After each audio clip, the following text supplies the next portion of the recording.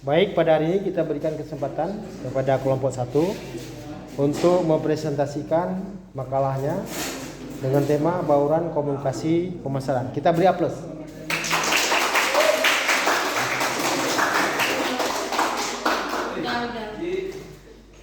Oke, silakan.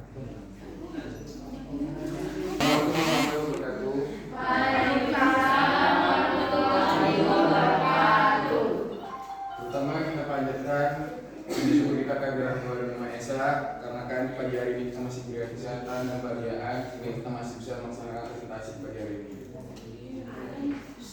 Kami ucapkan terima kasih kepada Bapak Muhammad Ali yang telah memberikan kami waktu untuk presentasi pada hari ini. Yang pertama, saya akan memperkenalkan anggota kelompok kami, yaitu ada saya, ada Dekram, ada Mas Nansi, ada Syakira, ada Muhammad Azri, ada Uli Azri, ada Aura Rizki, ada Pak. Ya, materi pertama saja kita materinya. Materi pertama akan dibacakan oleh Rina. Baik, terima kasih. Di sini saya akan menjelaskan apa itu komunikasi pemasaran. Komunikasi pemasaran adalah proses manajemen di mana organisasi terlihat dengan berbagai audiensnya melalui pemahaman tentang lingkungan komunikasi yang disukai audiens. Organisasi berusaha mengembangkan dan menyajikan pesan untuk kelompok pemangku kepentingan yang teridentifikasi sebelum mengevaluasi dan menindaklanjuti tanggapan apapun dengan menyampaikan pesan yang memiliki nilai signifikan. Audiens didorong untuk memberikan tanggapan, sikap emosional, dan perilaku. Terima kasih.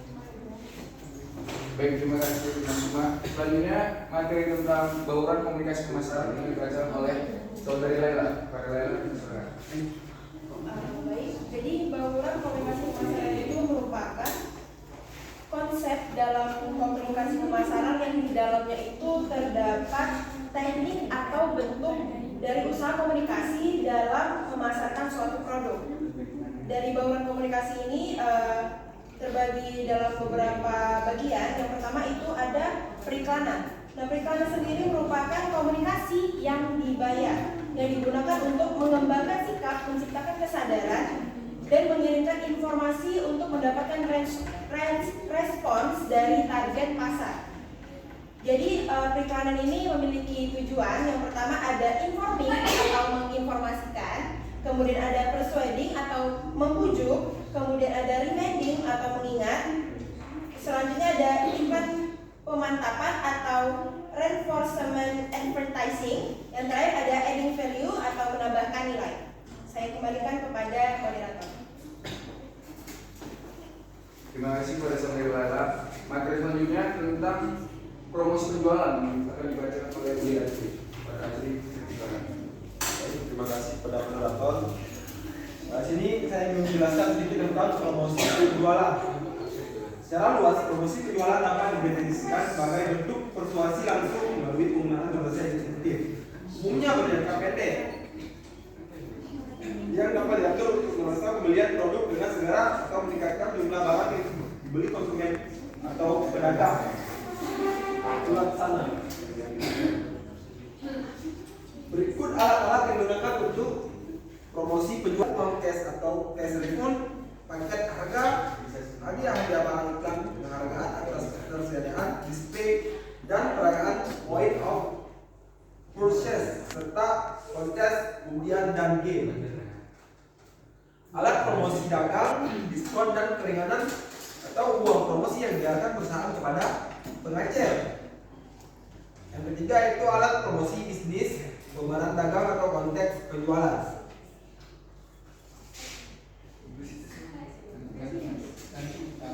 Terima kasih, saya kembalikan kepada moderator. Terima kasih Saudara Azri. Materi selanjutnya tentang hubungan masyarakat dan publisitas yang akan disampaikan oleh Saudara Azri. Baik, saya akan menjelaskan hubungan masyarakat dan publisitas. Humas adalah komunikasi dua arah antara organisasi dengan publik secara timbal balik dalam rangka mendukung fungsi dan tujuan manajemen dengan tujuan meningkat pembinaan, kerjasama dengan penuhnya kepentingan sesama. Sedangkan publisitas sendiri, publisitas adalah periklanan bebas. Maksudnya adalah penyimpanan informasi melalui media tanpa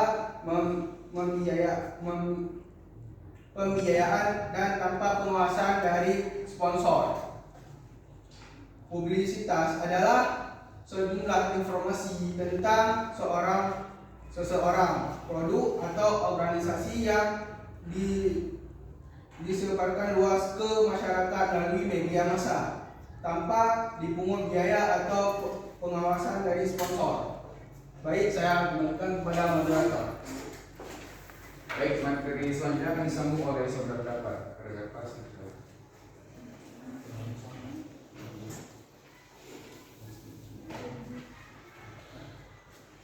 terima kasih kepada moderator. Saya akan menjelaskan tentang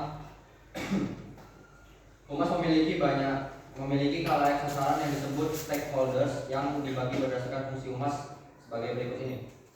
A. Hubungan pers atau aktivitas pers menciptakan dan menempatkan informasi bernilai berita dalam media untuk menarik perhatian terhadap orang produk. B. Publisitas produk, mempublikasikan produk tertentu. C. Kegiatan masyarakat memupuk dan mempertahankan hubungan komunitas nasional dan lokal. D.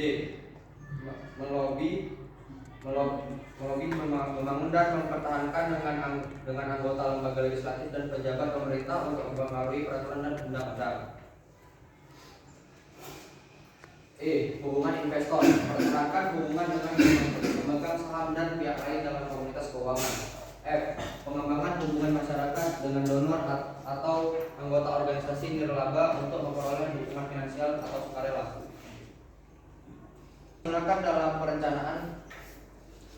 Humas digunakan dalam perencanaan pemasaran untuk mencapai sejumlah sasaran, yaitu A.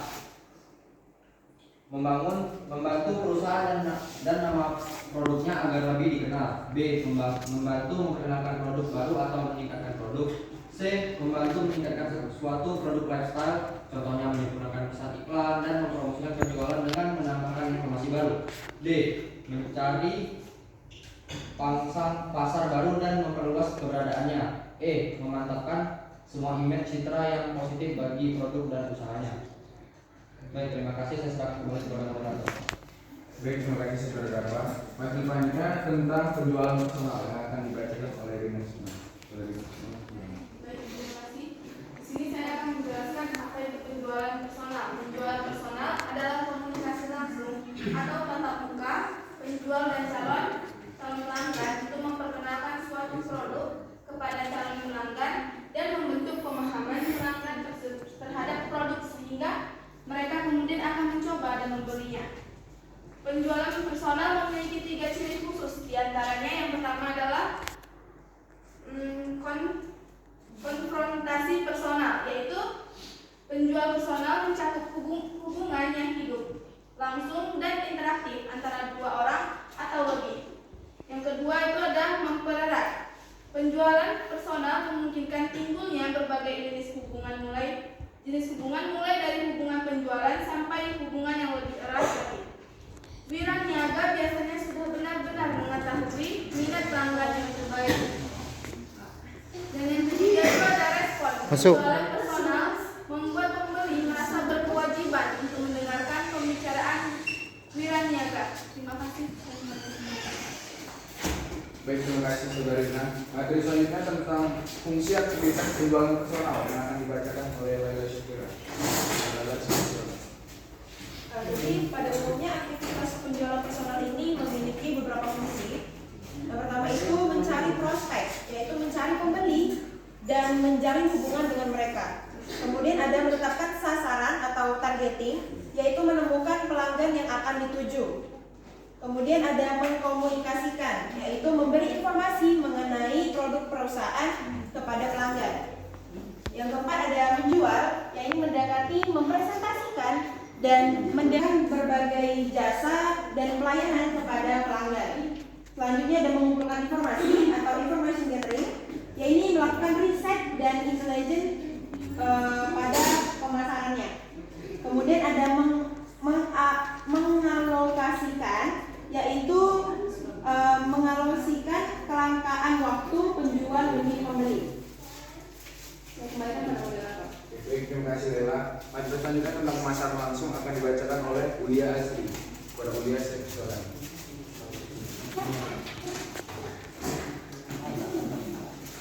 Baik, saya ingin menjelaskan sedikit tentang pemasaran langsung.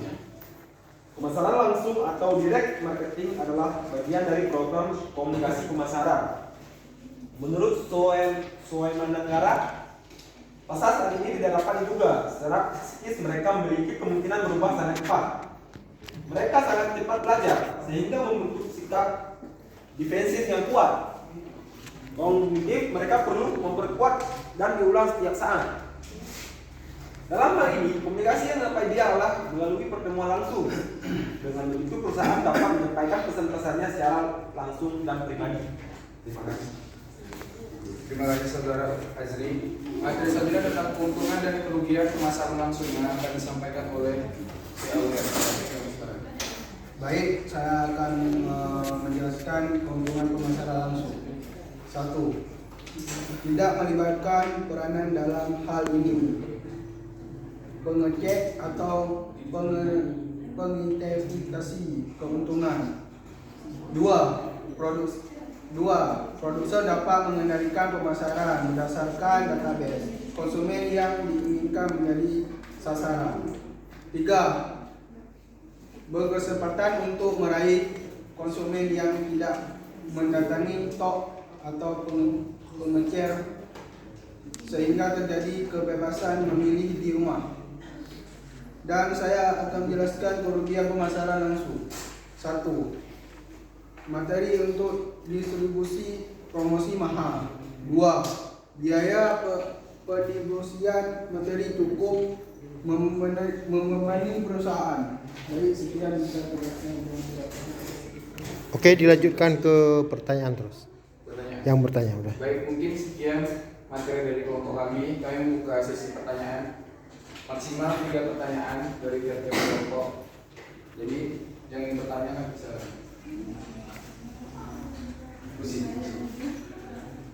Baiklah, perkenalkan nama saya dari kelompok 2. Di sini kan ada pengertian bauran komunikasi pemasaran, yaitu merupakan kombinasi variabel atau kegiatan yang merupakan inti dari sistem pemasaran. Maksud dari kombinasi variabel tersebut apa? Dan contohnya. Sekian, terima kasih.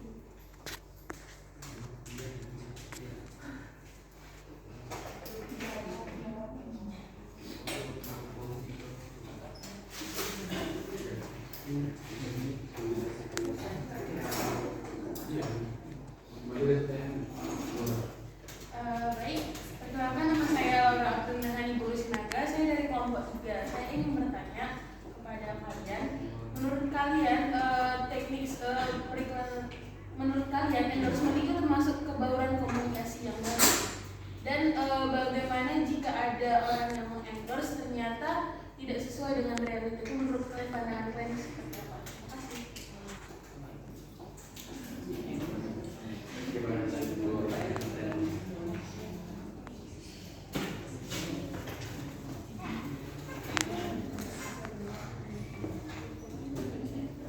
baik, tersisa 1 pertanyaan lagi.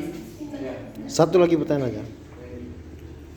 Perkenalkan nama saya Nuwasya. Tadi di fungsi humas ada katanya melobi, membangun dan mempertahankan dengan anggota lembaga legislatif dan pejabat pemerintah untuk mempengaruhi peraturan dan undang-undang. Nah, maksud untuk mempengaruhi peraturan dan undang-undang itu kayak mana? Dan contohnya?